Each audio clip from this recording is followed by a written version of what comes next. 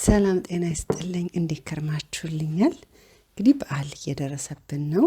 ዛሬ ደግሞ እጅግ በጣም በቀላሉ ጠጅንና ብርዝን እንዴት እንደምንሰራው በአካባቢያችን ባሉ ግብአቶች ተጠቅመን በቀላሉ እንዴት እንደምናዘጋጅ አሳያችኋለሁ። የሚያስፈልጉን ነገሮች ማርና ውሃ፣ ስኳር ናቸው። እና በመጀመሪያ እንግዲህ ብዙ ጊዜ ዲስኢንፌክሽን አድርገዋለን እቃውን። እንደገና ስናጥነው ደግሞ ደስ የሚል ጭስጭስ የሚል ጣዕም ይሰጠናል።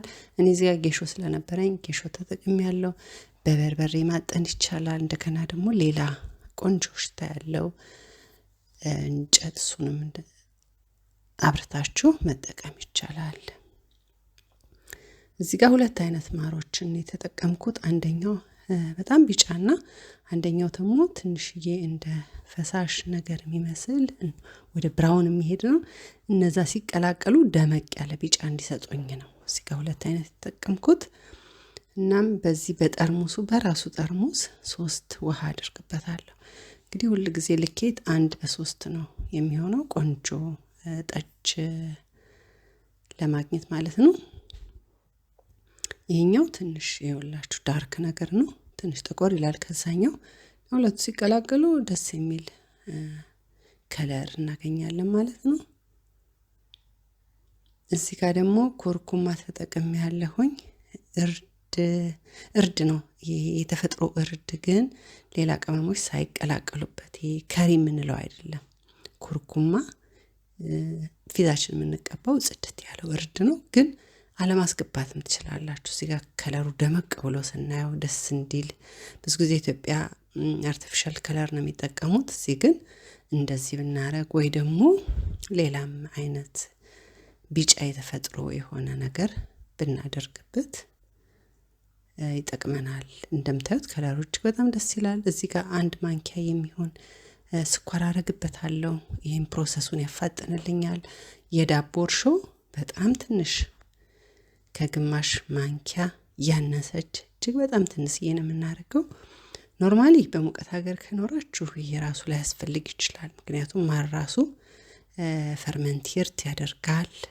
ራሱ እንደ እርሾ ሆኖ ራሱን ይሰራል። ግን ያው እዚህ እኛ ጋር ትንሽ ኮልድ ስለሆነ ይሄንን እጠቀማለሁ። ፍጥነትም ይኖረዋል። እንግዲህ ይሄንን ይመስላል። እንዳላችሁ ቀኖች ነው የምትጠቀሙት። ከ3 ቀን ባያንስ ጥሩ ነው። 4 እና 5 6 ቀን 7 ቀን ቆንጆ ይሆናል። ያም ማለት ገና ብርዝ ነው፣ ብዙ አልኮል የለውም፣ መጠጣት ይቻላል። እንደ ብርዝ ትንሽ ሞቀም ብታረጉት በጨርቅ ጠቅልል አድርጋችሁ ቆንጆ ውጤት ታመጣላችሁ። እናም ይሄ እንግዲህ 6 ቀን ሆኖታል። ያው ትንሽ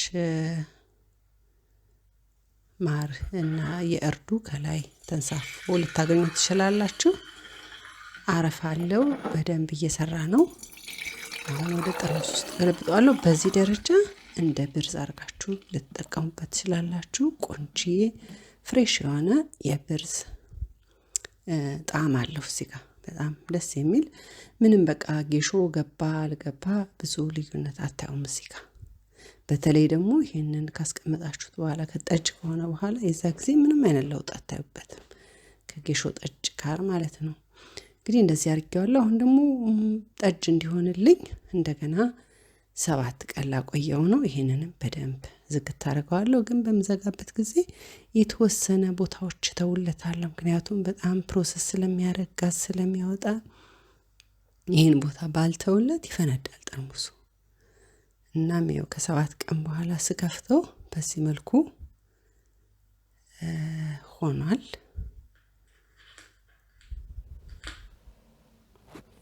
በጣም ያስቸግራል። ቀስ ያላችሁ የምትከፍቱትና ያው አንዳንዴ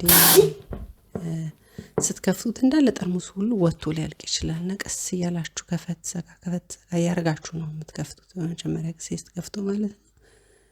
ምክንያቱም ገና ፕሮሰሱ ቀጥሏል። አሁንም በጣም እየበሰለ ይሄዳልና በጣም በስሎ የመጨረሻው ደረጃ ሲደርስ ይሄ አረፋው ይቀራል ማለት ነው።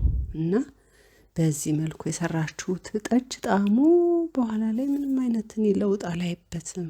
ከጌሾ ከተሰራው ጋር ጌሾ ካለበት ከተጠመቀው ማለት ነው። እናም ለሰጣችሁኝ ጊዜ እያመሰገንኩኝ መልካም ጊዜ መልካም የበዓል ቀን እመኛለሁ።